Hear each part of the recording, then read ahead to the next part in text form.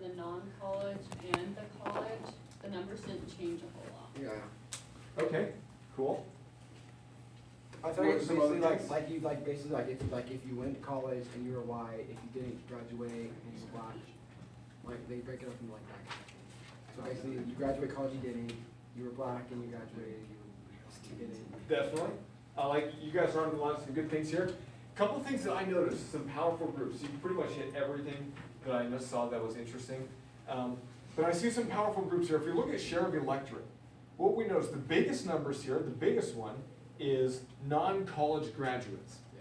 So that's not really like a consistent group. There's not like a group of people in the country that says, we are the non-college graduates, and we stand for this. But what is No what one's does like that that. mean, non-college? Yeah. That just means people that did not What graduate does from the college. share of the what?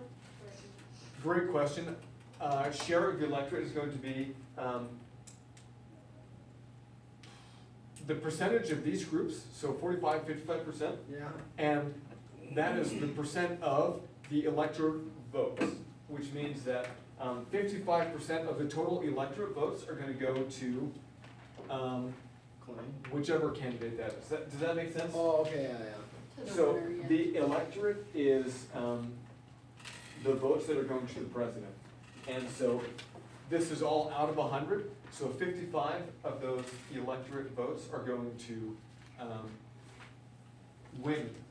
Does that make sense? And so that's what I wanted to point out here.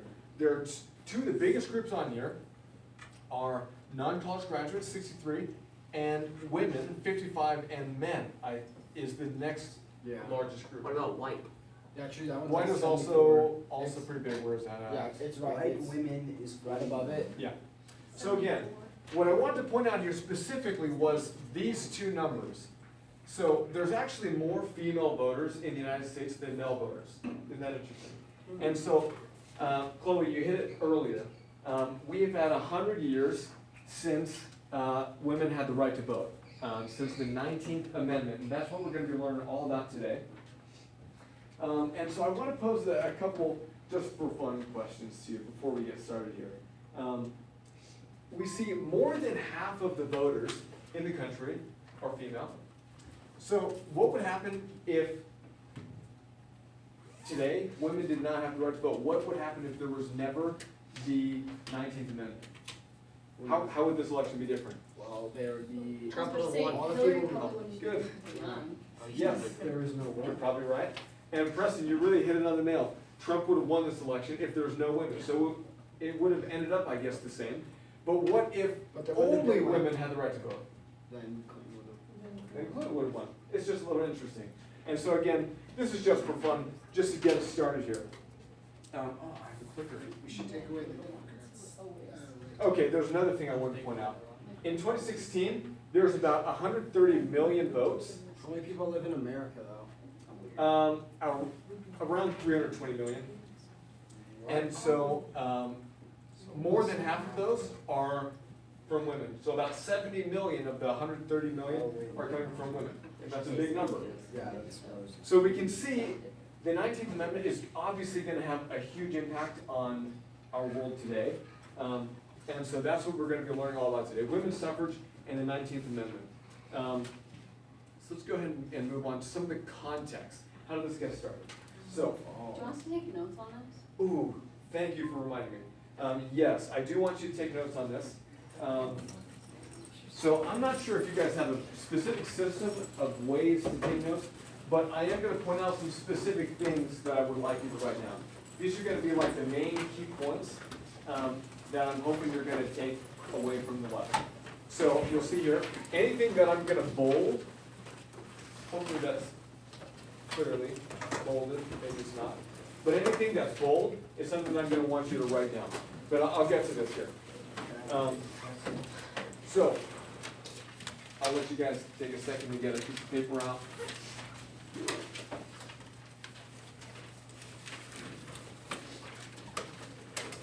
Would you want us to label this? It's like women's rights. Let's label this women's suffrage / 19th Amendment, your preference. Or is there anything else? That's fine. That's good. Okay. And we'll go ahead and begin. Like I said, the key points, the biggest things I want you to get down and specifically that I want you to write are gonna be the bolded things. But of course, if there's something that you think is interesting, personally, I think all of this information is important. Some of it is a little more important maybe than other things. So that's why I bolded some things. So let's go ahead. Really, the 19th Amendment was a long fight. That was ratified in 1920, but it took lots of female leaders a very long time in order to get their ideals going. It was not popular at first. So we could say maybe the beginning of the 19th Amendment starts with this Seneca Falls Convention. And so this is really the first women's rights convention really in the entire world. And that, again, is in 1848. And some female leaders, there was actually a group of female Quakers in the Massachusetts area, and a woman named Elizabeth Cady Stanton. Yeah. And you've heard of her? Yeah. So So, they like kind of meet up at like a black, it wasn't like they met up somewhere, they all met each other because their husbands were going to watch something at like a black rights convention or something. yes, so that's exactly what I was about to get into. Great. All these women, they were actually initially unified because they were anti-slavery. They wanted slavery to be abolished. So they wanted to go to an anti-slavery convention, but they weren't allowed in because they were women. And so they had some problems with that, obviously. And so what happens is they get together, they create this convention, and the biggest point, it's really all about slavery and abolishing slavery. But they also talk about some women's rights, because that's why they got together. So they were inspired by the Founding Fathers. And the Founding Fathers, when they wrote the Declaration of Independence, they basically listed all the things that they didn't like about Great Britain and King George. And they said, these are our grievances, these are things we don't like about you, and now we're gonna leave your country, we're gonna make our own country. So they were inspired by that example, and so what they do, they create a document with a list of grievances and resolutions, things that they wanted to do and change and accomplish. And so specifically, there's some important people here, so go ahead and write this down, this is bold. Elizabeth Cady Stanton, I mentioned her, she was one of the founders, and Lucretia Mott. And they are, is there a laser? There. That is Lucretia Mott, and this is Elizabeth Cady Stanton. And these were really the ladies that bring this whole event together, and this gets the ball rolling for the women's rights movement in general. And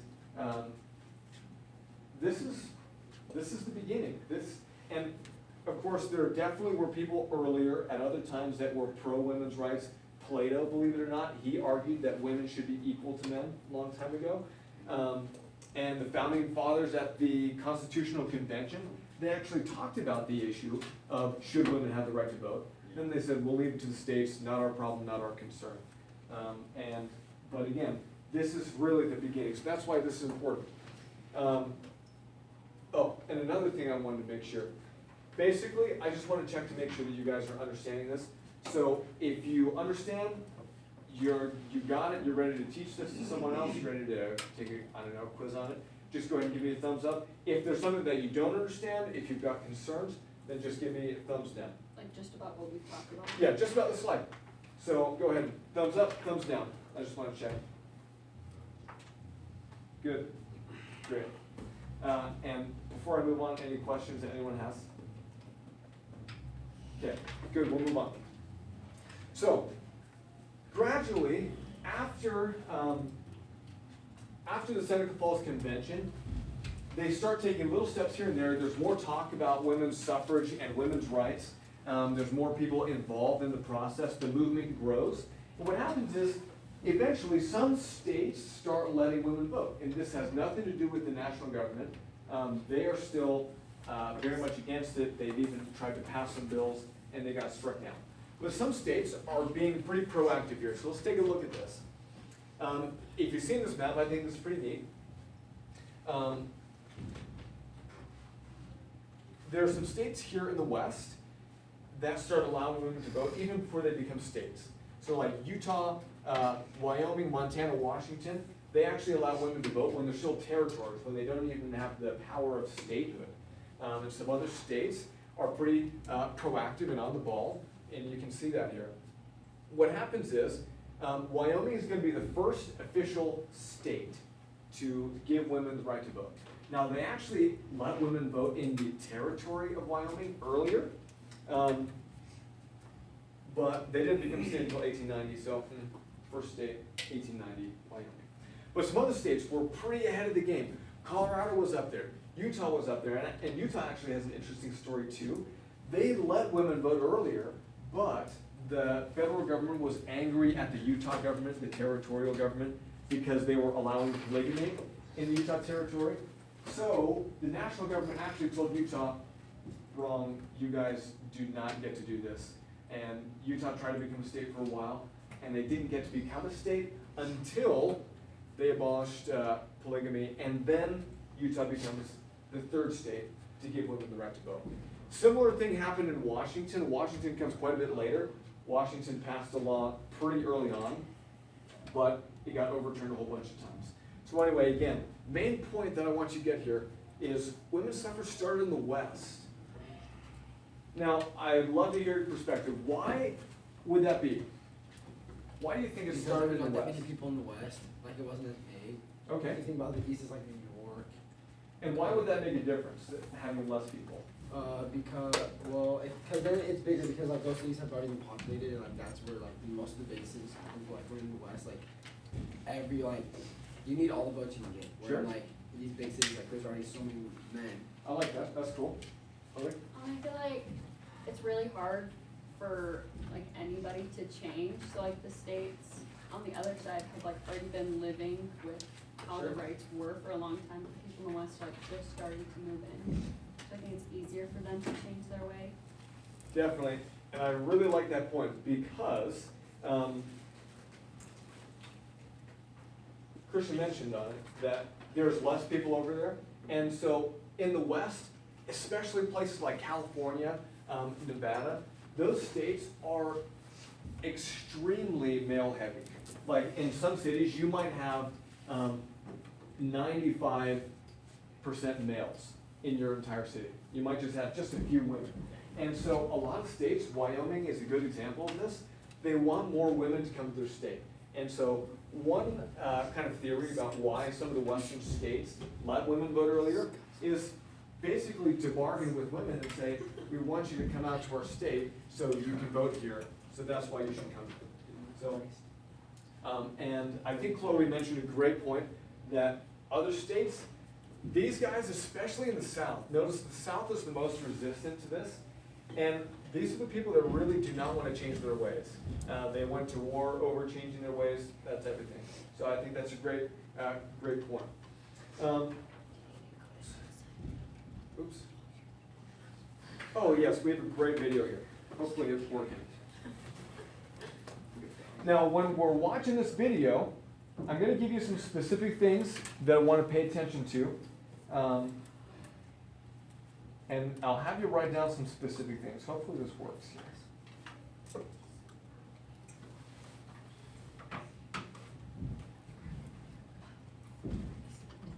Give me 1 second.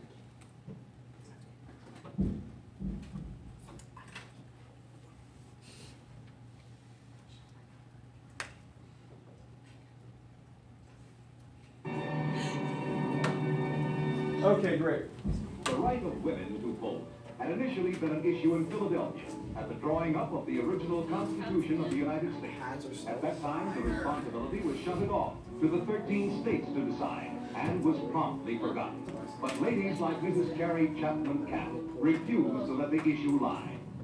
If I buy a hat, can I get some extra credit? Like, or maybe. From 1900 on, women's suffrage became an increasingly important crusade that gathered momentum as the years passed. Flowers, like the big flowers. Okay, let's pause Other real quick. countries of the world, beginning with New Oh, that's okay, I can't, oh, there it goes, okay. So let's pause on this real quick. Go ahead and write this down. Just take a note that more than a dozen countries gave women the right to vote before the United States. And and I'd love to have some discussion here. Why would this be? Why do you think other countries might be more willing to let women vote? I don't have a specific answer for you guys, so think critically here. And I'd love to hear someone from the back. Sweet. Come back, people. You got it. Why would more than a dozen countries give women the right to vote before the United States?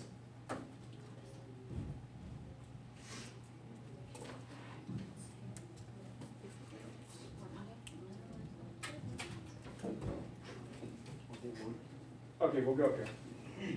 I don't know, I just feel like it's because like America's like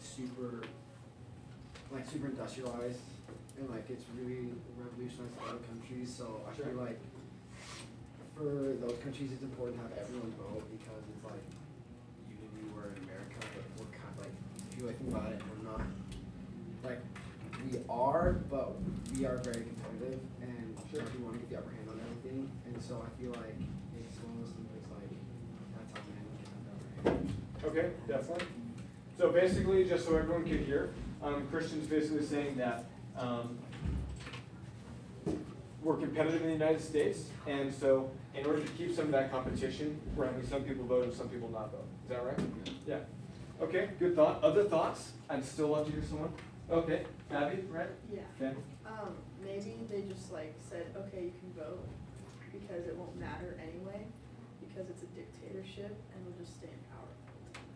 Okay, there were definitely around,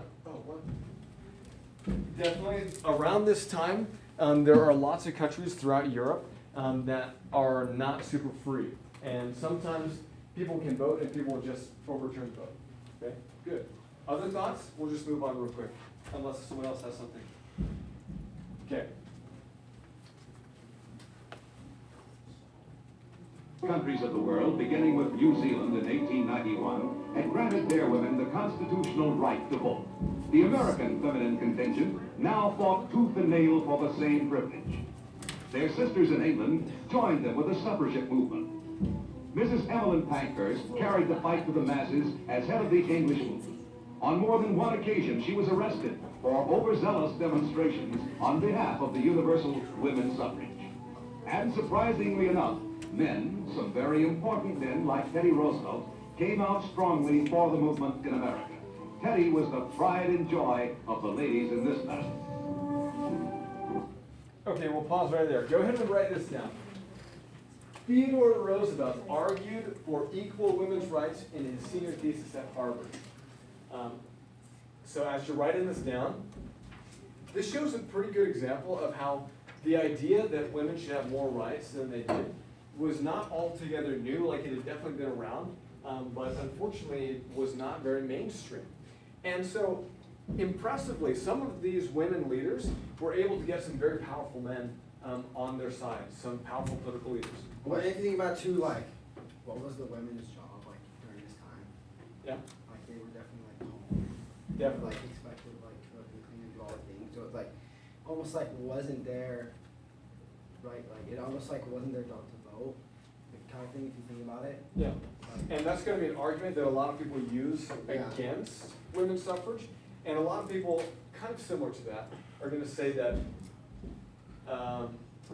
a common argument around that time is going to be, well, most women are going to vote basically the same way that their husband votes, so there's really no need for them to vote. yeah. So that's similar. Women are at home, kind of subservient to the And when you husband. voted, weren't you eligible for the draft too? No. So even still today, women can vote, right? But women are not required to enlist for the draft. Do men have to? Yeah. Men have to. Men have to when you turn 18, which is voting age. So Yeah. that's pretty fair. Okay. I'd love to learn that right now. So they got the president on their side. Okay, I think that's pretty impressive. If you want to accomplish something, you get the president on your side. That's good. Was the Question? president at that time when he gave that? Not when he gave this thesis. So senior thesis in Harvard, so that's when he was going to college. So he was much younger then. But he's still a big fan of the movement, even later. And so I just want to pose a question. Yeah, thank you. Pose a question. he was a president before women's suffrage. The 19th Amendment was ratified in 1920. Why do you think it was not enough, even when you had the president on your side? Because you have to have like the House with you too, Okay. like the people. It's just not the president. Definitely. So you need Congress? Yeah, you need Congress. Yeah, Okay. because the president's just one person, and people want multiple opinions on one thing, and if they all have the same view on it, that's when they go for it. Because one guy can't make the entire country change that. Yes. And so that is again, I'm always about bringing history to the present. So you guys hit it on the nail. So just because you have the president on your side doesn't mean you can necessarily accomplish anything yet. And so that's still the same case today. Even though a president might have an agenda, he might want to get certain things done or cause certain changes in the country. He can't do that alone. And just like Christian said, we're going to need to have Congress on our side in order to get this to happen. And later, that's what happens. Congress passes, both houses pass the 19th Amendment, and then later the states ratify it in 1920. Okay, good stuff. You guys are doing great. Or just go to class. Hey, what if I made a hat, but I used one like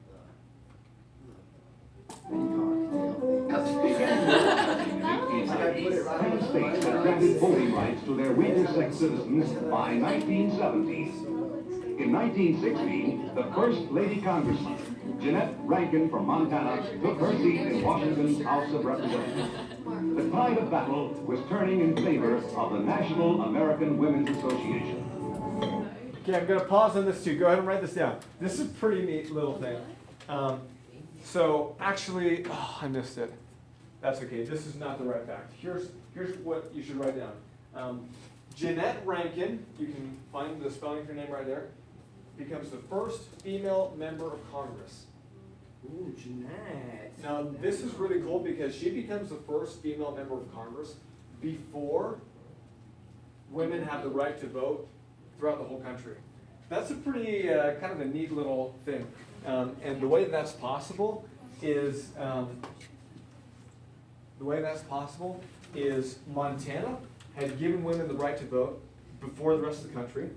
And so she had the right to vote. She even ran for the state representative, and she became the first woman congressman before women even had the right to vote throughout the United States. So pretty neat accomplishment. Okay.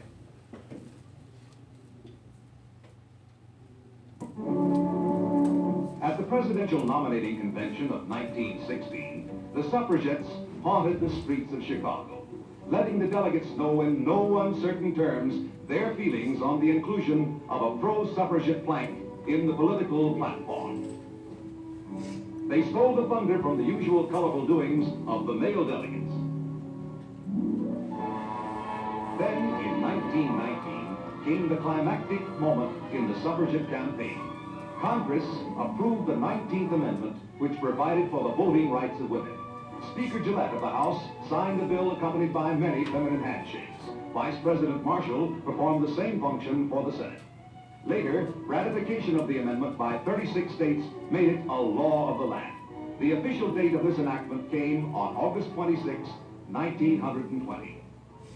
And in the following November, the ladies appeared at the polls on Election Day by the hundreds of thousands. They had won their right to vote. The advancement of womanhood in the United States was now complete. Okay, I'm sorry this is so blurry. That says more than 9 million. That does not show it very well, but go ahead. Yeah, go ahead and write this down. More than 9 million women voted in the 1920 presidential election. More than 900 million? Just 9 million. Oh, I was like, good. Yeah, Dang. that is a lot blurrier than it looks on mine, but So 9 million? more than 9 million women voted in the 1920 presidential election. That's the first election where women across the country have the right to vote. Now, I want to point out a little thought about this. At this time, 1920, if we think about the entire population of the country, there's like over 50 million women in the US at this time. But only 9 million voted in that election. So we get like 1 in 5 women, a little less. I feel like they than would be actually kind of vote. nervous too. Yeah, You know what I'm Yeah. saying? too. Cause like, Yeah, why do you think they might be nervous? What cause if- it's, If they had a different opinion from their husband. Okay, why might that be frightening? Men can be Because scary. then it would be like a Yeah. whole like, this is why you haven't voted before, like, Oh. I feel like they would blame it on the women if like, and yeah.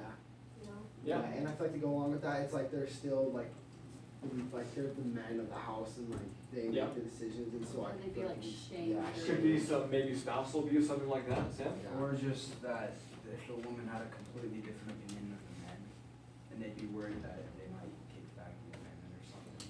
Yeah, like, Yeah. if, like, say for like that election earlier, like, if that was the first election that women like voted, and Hillary won, then I feel like no one would like blame that on all the women, and be like, America's gonna be bad because of you guys, Sure. you know, I feel like it would start like a whole thing. I think, no, I think that's like a reasonable conclusion, because if we think about that map, I'm not gonna go back and bring it up, but if we think about that map, there was a lot of states that were very resistant and even hesitant to really, I guess, change the culture that now women can participate in the government. And so, again, I don't have like necessarily a specific answer, but I think you guys raised a lot of good points. And I think also, I think a lot of women experienced and even believed some of the culture that they had experienced at the time.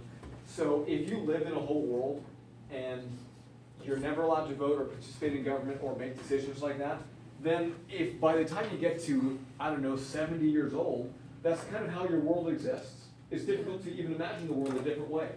So I think for a lot of women in the country at the time, many of them, the majority of women even, did not participate for a lot of the reasons you guys said, maybe fear of abuse from a spouse, culture, history, maybe even fear that the amendment could be repealed, it's possible. So keep those things in mind. We should be really grateful that we have the right to vote today.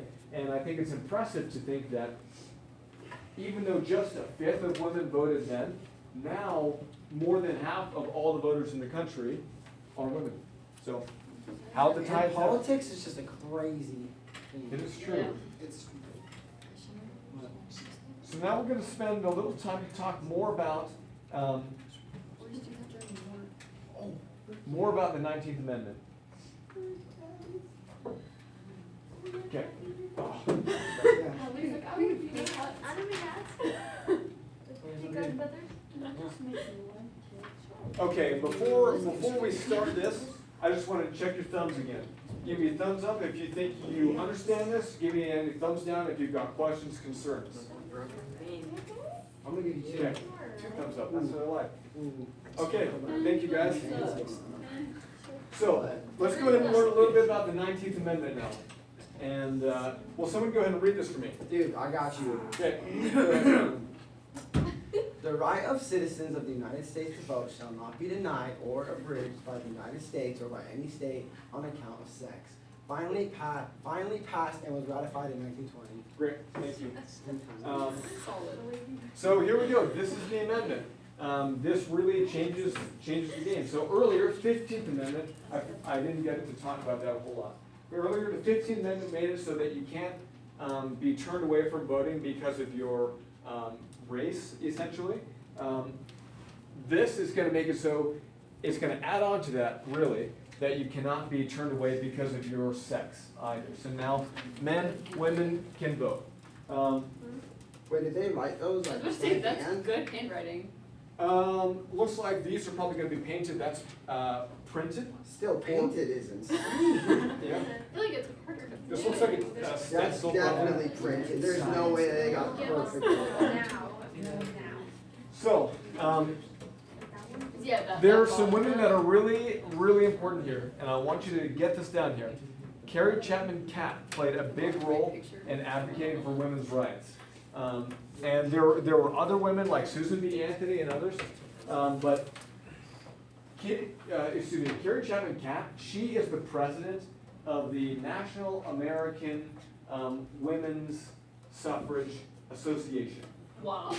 It's kind of a mouthful, but she's the president of that organization at the time.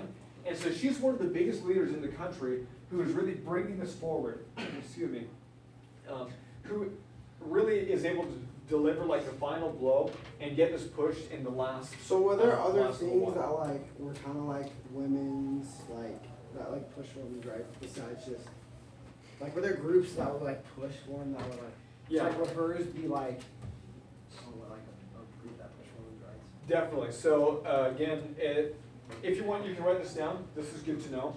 She was Carrie Chapman, Cat was the president of the NAWSA, National American Women's Suffrage Association.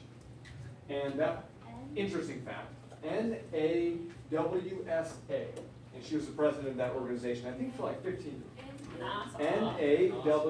NAWSA. And so the NAWSA was actually a combination of two, and this is to answer your question, Original Christian. NASA. That was a combination of two different women's suffrage groups at the national level, but a lot of states had women's groups at the state level. And so there might be a group specifically advocating for women's rights in Washington, or specifically in Idaho, like that. Does that answer your question? Yeah. Great, thank you. Okay, let's think about why did this get passed in 1920? Why not some other time? Why was it not sooner or even later? So, World War I, and that's exactly what we're going to talk about. World War I is going to be from 1914 to 1918, but the United States is not going to get involved until 1917. Sam, did you have a question? Oh, no, I was just gonna say, what was I gonna say? Can't remember. That's okay, if you remember. It was like something about what you were saying. Okay, cool. So yes, World War I is going to be a big part of this. During World War I, millions of men are going to go off to war, and that is going to leave behind who? That's going to leave behind women and children. Good. And those are the people that are going to have to take up the slack, and they're going to work in factories. They're going to work in steel mills. They're going to help build the materials and the munitions that the country needs in order to be going to war. And I think it was because of a lot of the women's service in World War I and around World War I that it shows like, okay, women are doing this much, they definitely deserve some respect here. Yes? Okay, I have a question. So, Okay. the people like that are like serving in wars and like overseas and stuff, do they get a chance to vote? Like, Great question. So I don't know specifics. That would be like overseas, that would be so hard to get. Yeah, in so I don't know time. specifics about earlier wars, especially around this time. Thankfully, they're gonna have the steamboat, which is really gonna speed up things like that. But at earlier wars, I honestly don't know. But I think there is a long tradition of soldiers voting from overseas in the United States. It definitely happens so today. like now, like they vote. Yeah.